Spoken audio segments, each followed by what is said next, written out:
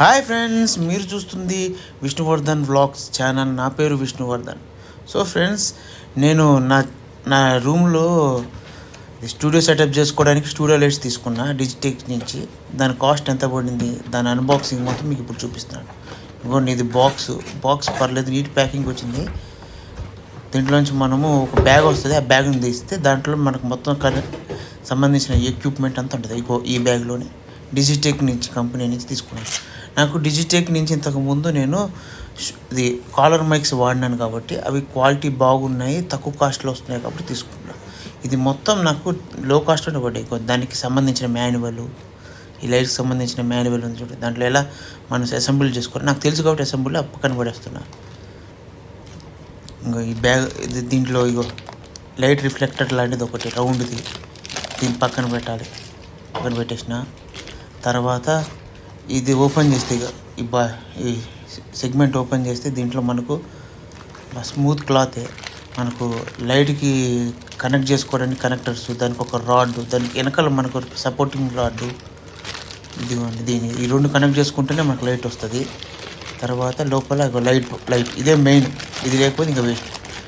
So ఇదంతా దీంట్లో వచ్చిన అన్బాక్సింగ్. ఈ బ్యాగ్ పక్కన పెట్టేసి దీన్ని మొత్తం ఒక దగ్గర పెట్టి మీకు చూపిస్తాను చూడండి. లైటు, దానికి సంబంధించిన వైర్ ఎక్విప్మెంట్, రాడ్, దానికి వచ్చిన రిఫ్లెక్టర్. దీనికి పేరేదో నాకు తెలియదు, అందుకే రిఫ్లెక్టర్ అంటున్నాను కాబట్టి. సో స్టూడియో సెటప్ లైటింగ్ కోసం. సో ఏంటంటే దీనికి నేను మెయిన్ చెప్పడానికి ఏంటంటే లో కాస్ట్లో చేసుకోవడం కోసం తీసుకున్నాను. నేను 2 లైట్లు తీసుకున్నా ఈఎంఐలో. నాకు 19,800 రూపీస్ పడింది ఆఫర్లో. సో దీనికి సంబంధించిన లింక్ ఇవ్వాలా వద్దని ఆలోచిస్తున్నాను. ఎందుకంటే నేనేం ప్రమోషనల్ వీడియో చేయట్లేదు కాబట్టి, నార్మల్ నాకు యూజర్స్ కోసం కొనుక్కున్నా. ఎవరైనా కొనుక్కోవాలనుకొని నాకు కింద కామెంట్లో చెప్పండి, నేను మీకు లింక్స్ ప్రొవైడ్ చేస్తాను నేను కొనుక్కున్న దానికి. సో దీనికి సంబంధించిన రాడ్, మనకి దీనికి స్టాండ్స్ ఇలా లైట్ స్టాండ్ సపరేట్గా కొనుక్కున్నాను నేను. అవి నాకు 3,500 పడ్డాయి, మంచి క్వాలిటీ, అది కూడా డిజిటెక్కే. సో దాని గురించి మీకు కావాలనుకుంటే అన్బాక్సింగ్ చేస్తా.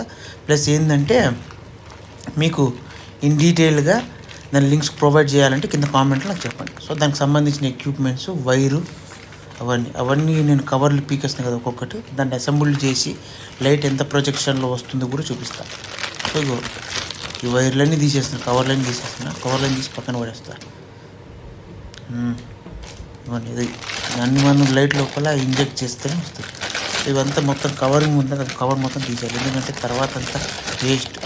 ఎందుకంటే దుమ్ము పడుతుంది పెట్టుకుంటే అది మొత్తం నాకు నచ్చదులే. వేరే వాళ్ళు పెట్టుకుంటారు కానీ మళ్ళీ ఎక్కడికైనా పోయేటప్పుడు అవుట్డోర్ షూట్ చేసుకునేటప్పుడు మళ్ళీ మనం ఆ గివర్లని తీసుకోవాలంటే టైం వేస్ట్ అవ్వాలి. తీసేసి మనకి బ్యాగ్ ఎట్లా ఉంటుంది కాబట్టి ఆ బ్యాగ్లో పెట్టుకుంటే సరిపోతుంది. అంతేగాని మళ్ళీ మనం ఆ కవర్లు తీసుకోవడం అంత వేస్ట్. ఇదే లైటు ఫస్ట్ మనం లైట్ది పైన మూత తీసేస్తే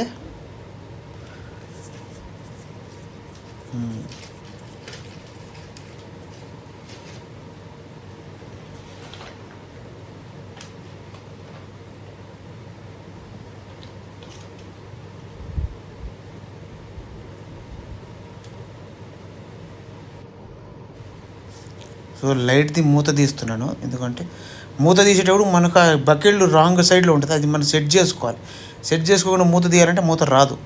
సో ఆ సైడ్ని మనం తిప్పి సైడ్లో సెట్ చేసుకున్న తర్వాత నీట్గా జాగ్రత్త సెట్ చేసుకోవాలి, జారిపోద్ది.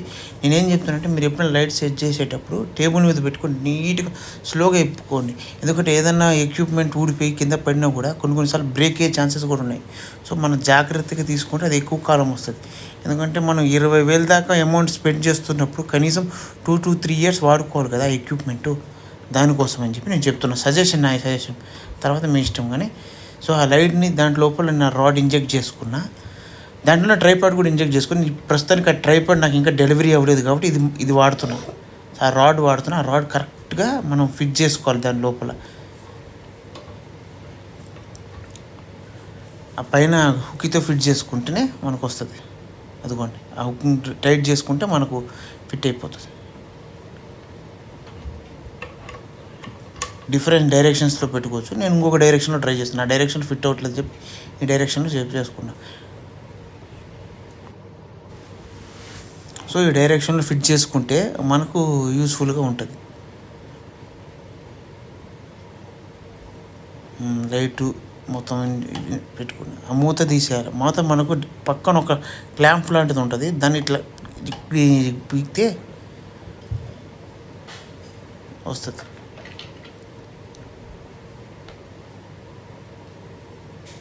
వైర్లన్నీ ఇంజెక్ట్ చేసుకొని మొత్తం దీన్ని కనెక్ట్ చేయడము అదంతా చేస్తున్నాను. మనకు కాస్త టైం పడుతుంది. దీన్ని కరెక్ట్గా నీట్గా టైం పెట్టేటప్పుడు మొత్తం మాన్యువల్ చదువుకొని మనం చెక్ చేసుకుంటే కరెక్ట్గా చేసుకోవాలి. లేకపోతే మన ఎక్విప్మెంట్ డ్యామేజ్ అయ్యే ఛాన్సెస్ ఎక్కువ ఉంటాయి. అందుకని చాలా జాగ్రత్తగా నిదానంగా టేబుల్ మీద పెట్టుకొని చేసుకోండి. నా సజెషన్ మాత్రమే.